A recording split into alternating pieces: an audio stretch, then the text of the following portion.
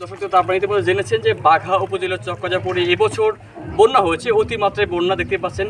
প্রতিনিয়ত বন্যায় প্লাবিত হচ্ছে একের পর এক বাড়ি। আমি ঠিক এখন আছি বাঘা উপজেলার চক্কাজাপুর ইউনিয়নের কালিদাসকালী গ্রামে। এই জায়গাতে আমি যেখানে দাঁড়িয়ে আছি, যেখানে বসে আছি, এখন আমি একটি নৌকায় বসে আছি। এই জায়গায় দুদিন আগেও মোটরসাইকেল, অটো, ভ্যান চলেছে, কিন্তু আজ এখানে প্রায় বুক সমান পানি। দেখতে পাচ্ছেন আমার পিছনে যে বাড়িঘর, সমস্ত বাড়িঘর কিন্তু প্লাবিত হয়েছে। শুধু এই বাড়িঘর নয়, এই শুধু কালিদাসকালী অংশেই নয়, এর সাথে উপজেলার এই ইউনিয়নের লক্ষ্মীনগর, পলাশী, ফতেপুর, আতারপাড়া 1 নম্বর এবং 2 নম্বর ওয়ার্ড একেবারে পানির নিচে। এবছর এখনও পর্যন্ত প্রায় অর্ধশতাধিক পরিবার পানিতে প্লাবিত হয়েছে এবং সেই সাথে প্রায় 3 শতাধিক বিঘার উপরে ধানের জমি পানিতে কিন্তু প্লাবিত হয়ে নষ্ট হয়ে গিয়েছে।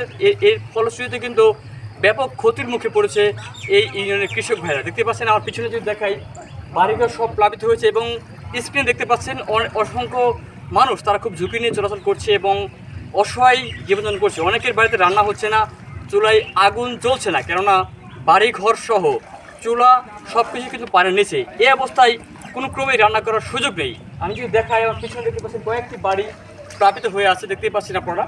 এই সমস্ত বাড়ি শুধু বাড়ি প্লাবিত না, এর ঘরের ভিতরেও কিন্তু পানি প্রবেশ করেছে।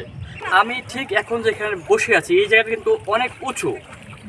এই জায়গাতে কিন্তু দুদিন আগেও যানবাহন চলেছে, মোটরসাইকেল, হোন্ডা চলেছে, কিন্তু আজ কিন্তু এখানে প্রায় বুক পর্যন্ত পানি। এই জায়গাটা উঁচু জায়গাতেই এত পরিমাণ পানি হয়েছে, তাহলে ভাবুন যে নিম্ন অঞ্চল রয়েছে, নিচু এলাকা রয়েছে, বিশেষ করে এই ইউনিয়নের 1 নম্বর ওয়ার্ড, 2 নম্বর ওয়ার্ড, আতারপাড়া এলাকা, সেই এলাকায় কিন্তু কোনো বাড়িঘর শুকনো জায়গায় নেই। সমস্ত বাড়িঘর কিন্তু ডুবে গিয়েছে ফসল সহ।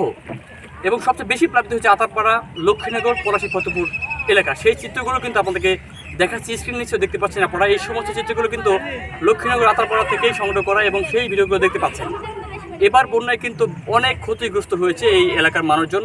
এখন পর্যন্ত প্রায় 50টি পরিবার, 50-এরও অধিক পরিবার কিন্তু বন্যায় প্লাবিত হয়েছে বাড়িঘর। তারা কিন্তু অন্যত্র আশ্রয় নিয়েছে বাড়িঘর ছেড়ে এবং পশু পাখি, পশু, গবাদি গৃহপালিত পশু নিয়েও কিন্তু তারা বেশ বিপাকে, কেননা ঘাস নেই, খাবার নেই, সব মিলে কিন্তু একেবারে দুর্বিষহ জীবনযাপন করছে চক্কাজাপুর ইউনিয়নের মানুষ।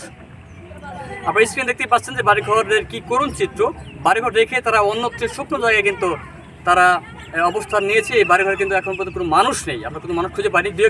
দু একজন পরিবারের আমরা খুঁজে পেয়েছি, তাদের কথাও আপনাদেরকে জানাবো। এই বাড়ি তো আপনার? হ্যাঁ, আমার। দেখতে পাচ্ছে বন্যার পানি আপনার বাড়িতে উঠে গিয়েছে এবং আপনার ঘর, ঘরের ভিতর পানি চলে গিয়েছে। এমত অবস্থায় কেমন ভাবে দিন যাচ্ছে আপনার? আর না, আছে খুব অসুবিধাই। হ্যাঁ, কিভাবে দিন কাটছে, খাচ্ছেন কি? বেড়াপুরা দিয়া ঘুষি, রান্না খাওয়া সুবিধা। হ্যাঁ, এইভাবে দিন কাট চলতেছে। মানে খুব অসহায় অবস্থায় আছেন, ভালো নেই আপনারা? খুব কষ্ট মধ্যে আছে আর কি। খাওয়া দাওয়া নাই, রান্না বাড়াও নাই, খুব কষ্ট করে আছি। এই বাড়ি কি আপনার? হ্যাঁ, এই বাড়ি আমার। কেমন আছেন? দেখতে পাচ্ছি আপনার ঘর ডুবে গিয়েছে, সব মিলে কেমন আছেন এই অবস্থায়? এই অবস্থায় খুব পরিস্থিতি, প্রাকৃতিক দুর্যোগের কারণে খুব খারাপ আছি। বাড়ি ঘর চারিদিকে পানি, বাড়িও পানি উঠে গেছে, থাকার মধ্যে কোনো জায়গা নাই। এখন অন্য উঁচু জায়গায় থাকার জন্যই চেষ্টা করব।